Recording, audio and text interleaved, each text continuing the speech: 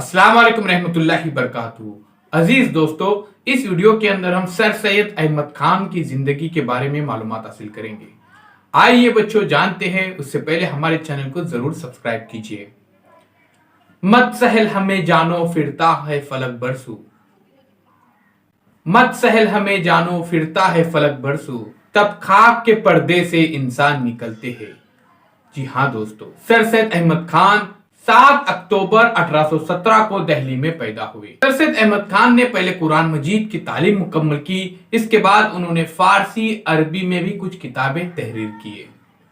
Sir Syed Ahmad Khan की जिंदगी खुशियों से लबरेज थी। 1938 में जब अहमद खान के वालिद का इंतकाल हुआ, इससे इनकी जिंदगी में एक नुमाया तब्दीली वाक़या हुई।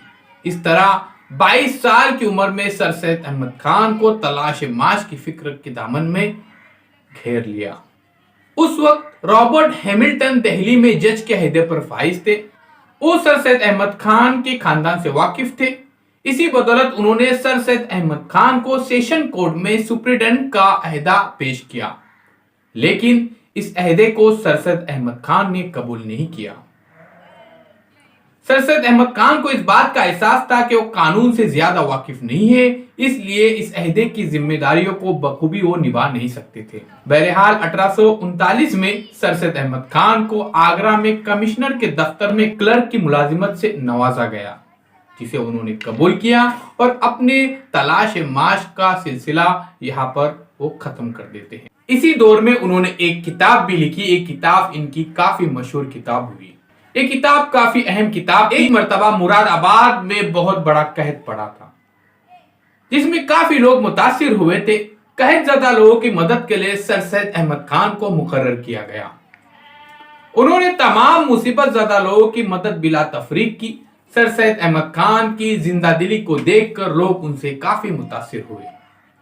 सर सैयद अहमद खान मुल्क के एक ऐसे रहनुमा थे जिन्होंने अपनी पूरी जिंदगी खिदमत खल्क के लिए गुजार दी। जब अंग्रेज मुसलमानों को बिला वजह परेशान करने लगे, मुसलमान आखिर मायूस हो चुके थे। सर सैयद अहमद खान की दूरस निगाह ने देख लिया था, अब नई तहजीबें करवटें ले रही थी, नया निजाम अंगड़िया ले रहा था, नया सूरज तुलू होने जा रहा था, नई रोशनी फूट रही थी।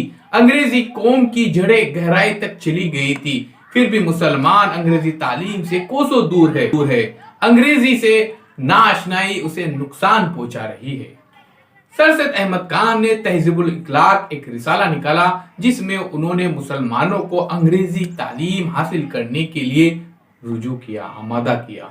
मुसलमानों को तालीम के जेवर से आरास्ता करने के लिए उन्होंने अब पक्का इरादा कर लिया था कि मुसलमानों के लिए एक बेहतरीन स्कूल का इंतखाब किया जाए। इसके लिए उन्होंने रात दिन एक किए। ऐसे मुश्किल हालात में सर सैयद अहमद खान ने हौसला नहीं हारा, अपनी मुहिम को जारी रखा। शहर शहर घूमे, एक एक के आगे हाथ फैलाए और कभी मायूसियों के बादल इनके ऊपर नहीं छाए। मज़ामीन लिखे, तहरीरें किए, तकरीरें किए। आपकी अनथक मेहनत से मोहम्मदन कॉलेज अलीगढ़ मुस्लिम यूनिवर्सिटी में तब्दील हो गया, जहां कौम के नौजवान इल्म व अदब के मोती चुनने लगे थे, जहां से लाखों इल्म के प्यासों ने अपनी प्यास बुझाई। अलीगढ़ मुस्लिम यूनिवर्सिटी ने आज़ादी के मुजाहिद तैयार किए। बड़े बड़े उदबा शोरा इसी यूनिवर्सिटी से तालीम हासिल कर चुके हैं। आपका कहना था कि वही मुल्क तरक्की कर सकता है जहां औरतों के हुकूक मर्दों से कम नहीं होंगे। उन्होंने लड़कियों की तालीम पर भी खुसूसी तवज्जो दी। कौम का ये मायानाज फर्जिंद 27 मार्च 1898 को हमसे जुदा हो गया और अपने हकीकी मालिक से जा मिला। आपने 81 साल की उम्र पाई। ये अजीम शख्सियत आज हमारे दरमियान में नहीं है, लेकिन इनके फैज का चश्मा आज भी जारी है, जिससे सारी दुनिया के लोग मुस्तकबिल अपना रोशन कर रहे हैं।